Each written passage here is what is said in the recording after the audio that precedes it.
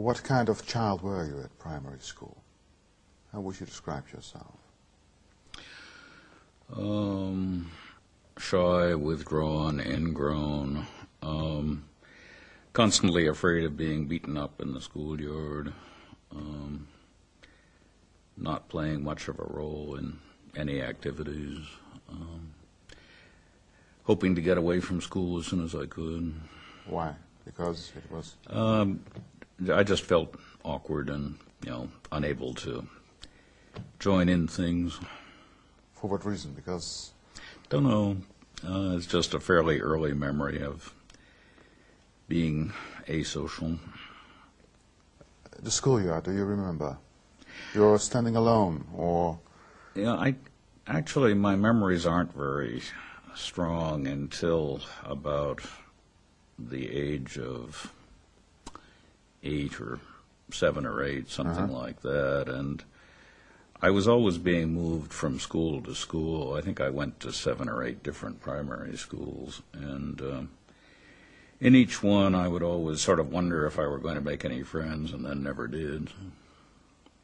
But do you know why? The shyness. Don't know. Where did it come from? Did it accompany you all your life, or just in childhood? I've never been very easy in my dealings with people. I mean, I'm a lot better than when I was a child, but still, I tend to avoid parties because I can't think of any small talk to make.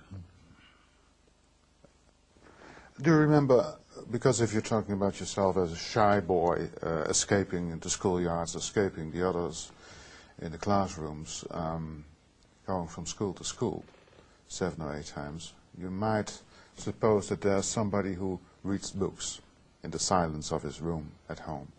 Am I correct? Yeah. Yeah, according to my parents, I pretty much taught myself to read when I was 4 or thereabouts, and, spent most of the rest of my life reading books. The world in those books, was it perhaps more important to you than the world outside? Yeah, much more. The world outside never quite lived up to the books, except for a few scenes in nature, animals, birds, flowers. What kind of world were you creating by reading books and combining them? To what kind of picture you? Oh, fantasies of power, control, omnipotence, sort of usual childhood fantasies, turning out to be the unacknowledged son of the king, that kind of thing. Power, yeah. Control. The control and power you missed dearly at schoolyard. Mm-hmm. And I think basically I was looking for some way to get back at the schoolyard bullies by turning into some kind of intellectual and acquiring some kind of intellectual power, though I wasn't quite clear how this was going to work. Did you manage Sorry? to come back to them as the intellectual? No, I just lost touch with them by living in a world of intellectuals. During adulthood, after primary school, the situation remained the same? That's to say, you escaping the vulgarity of all daily life and entering into the world of books and fantasy?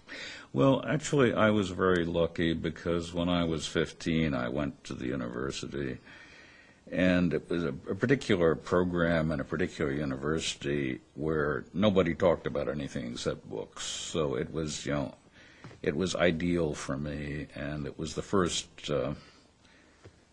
situation in which I felt more or less at ease and in control of things. Was there any feeling you had at that time in your childhood or later in your adulthood that you had to become a philosopher? I think philosophy was somewhat accidental. I mean, I think that I could equally well have become an intellectual historian or a literary critic, but it just happened that the course that I was most intrigued by when I was 16 was a philosophy course, and so I sort of kept taking more and more philosophy courses and signing up for more and more degrees. And why were you intrigued? Because of a I think because of the sense of mastery and control that you get out of philosophical ideas, you get the impression from reading philosophy that now you can place everything in order or in a neat arrangement or something like that, and this gratifies one's need for domination and compensation of the shyness. Yeah. Yeah.